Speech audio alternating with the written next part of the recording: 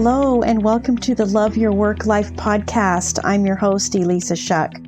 Whether you're going for that next promotion, looking for a job, or making a career pivot, I'll teach you how to navigate it all so you can have the career you want.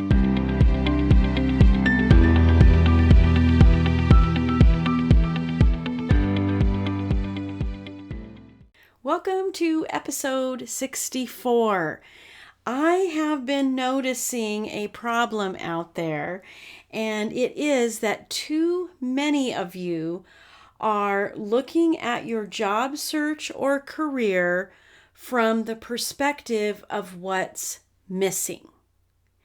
That you're missing skills, or that you're missing out on opportunities, or maybe that your education isn't where it should be.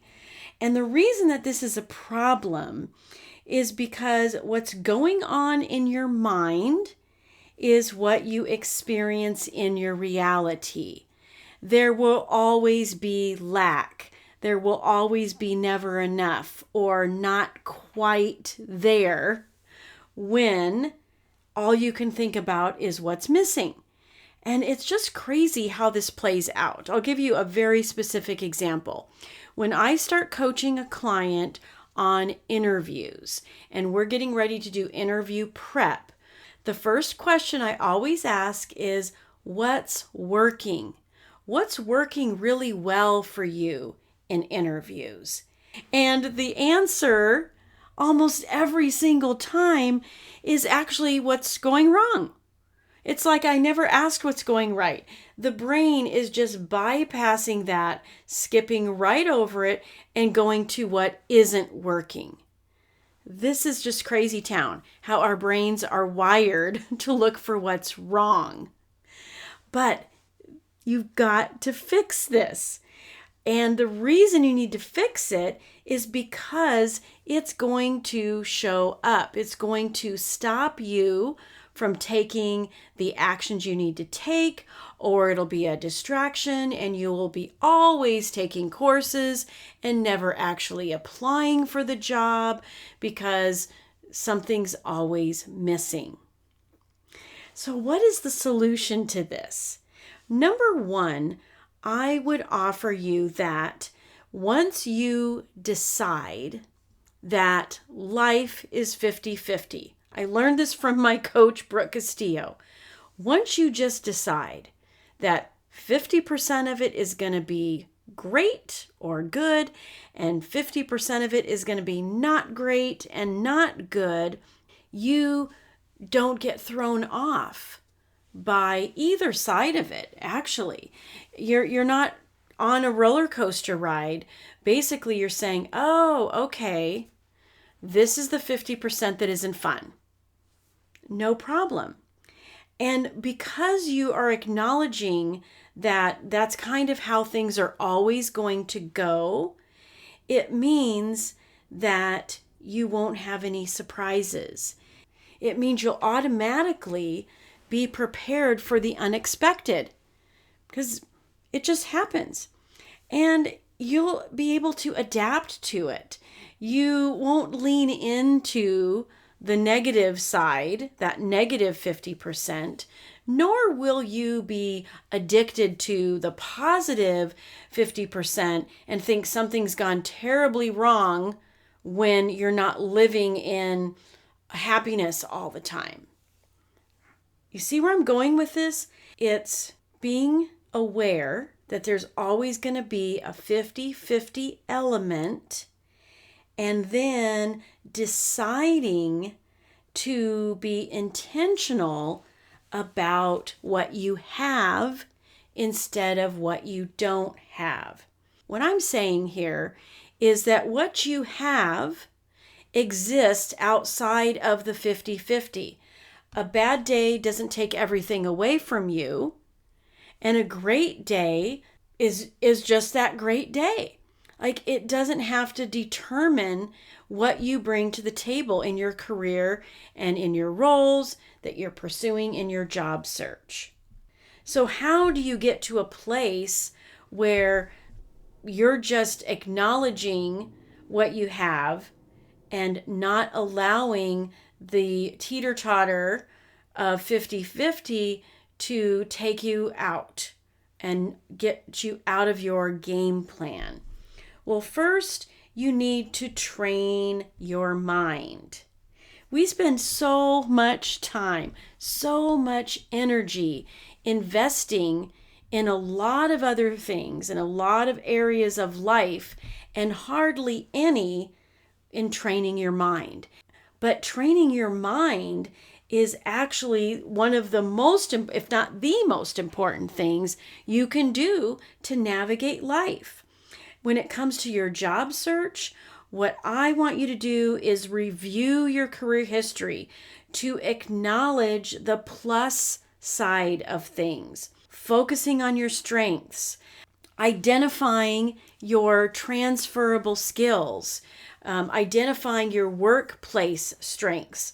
As you know, this is something I use with all of my clients, is we do a survey of your workplace behavioral strengths, the innate strengths that underpin your success. It's the way you're wired. It's the way your brain just works, what makes you tick. Once you know that, then you can start drawing parallels in relationships to what you have instead of what you don't have. So regularly acknowledging accomplishments. I'm going to put a worksheet in the show notes for you about acknowledging your accomplishments, but identifying these things will help you stay focused on what you have and making that the starting point for everything, the starting point for your resume, the starting point for your job search strategy, the starting point for your interviews. Because I'll tell you, when you're only thinking about what you don't have, that ends up being a lackluster resume, a job search strategy that doesn't involve boldness and direct outreach and leveraging the resources that are available to you. And in interviews, when you go on autopilot and answer a question beginning with what you don't have, not good, my friends. We want you to start with what you have. That's always the starting point. When you do this, the really cool thing about it, when you are intentional about always starting with what you have, the end result from a practical perspective is that you'll have all of your job search tangibles, as I call them, your resume, your LinkedIn profile, even your job search strategy. Those things will be in line. But most importantly, you'll have a message, an overall message about your value during interviews that speaks for itself. Imagine never having to convince anyone of anything again. Wouldn't that be so awesome? Wouldn't it be so great to enter every interview knowing that your value is clearly apparent, that you don't have to convince anybody, you don't have to sell yourself to anyone in a weird, creepy way, right? You know it's a marketing campaign, but that's so different than selling yourself and convincing and going in feeling a sense of lack that has to be overcome in the process of that interview. Instead, you know who you are, you're comfortable in your own skin, and you have the ability to be clear and straightforward and actually detached from the outcome.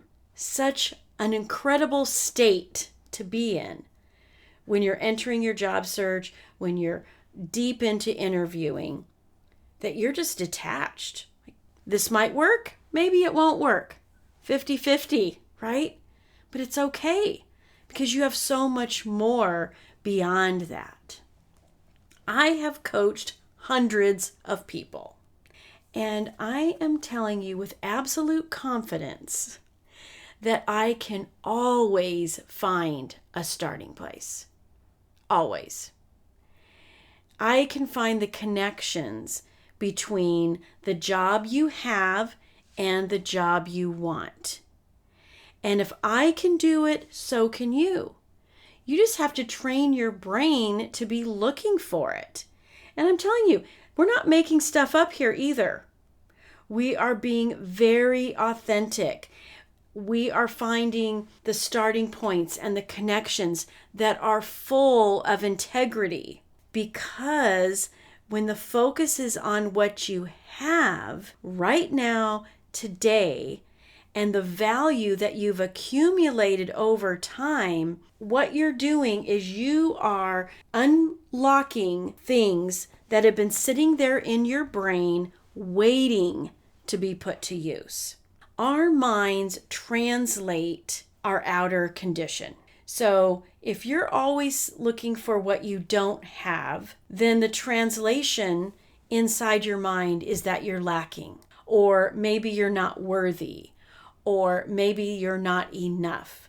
I'm here to tell you that you are enough and that you are worthy. You get to decide that. I watched a program again the other night. The story was so inspiring. And this beautiful young woman, a singer, who was auditioning despite the fact that she was in the middle of a cancer battle, said she was there because you can't wait for everything to be perfect to decide to be happy. And for you, you can't wait for everything to be perfect to decide to go for what you want, to decide to apply for that job, go for that promotion. Because think about it. If life is 50-50 and you're waiting for it to be perfect, you're not going for it half the time. Then you should be going for it. That's why I want you to start with what you have, to have that exist outside of conditions in the 50-50, to have that exist simply because it's you and it's who you are and it's what you bring to the table. This is going to ignite your job search, and this is going to get you moving faster and further than you can ever imagine. But it starts with deciding that you are enough and that you have everything you need, and it continues with training your brain to live in that space on a consistent basis. Re-look at your resume. Re-look at your LinkedIn profile. Think about the conversations that you're having with other people. Are you starting with what you have, or is what you don't have seeping into those conversations and those documents? Create the list, everything you have. Look at a job description. Download that job post and highlight every single thing that you have. Don't start with, oops, I don't have that. Start with what you do have. Because I bet you're far more qualified than you're giving yourself credit for. And when you start to see that and believe it, your boldness factor is going to go right up, which means you're going to be much more successful, not only in your job search, but in your career. All right, until next time. If you like listening to this podcast, and you are going to love my program, Job Search Field Guide. This is a unique opportunity. I offer group coaching alongside a 5-step process to help you land a job quickly. So I hope you will join me in Job Search Field Guide. This is going to be revolutionary to your career journey and your job search, and you get lifetime access. So find it at elissashuck-careercoach.com, and I will see you there.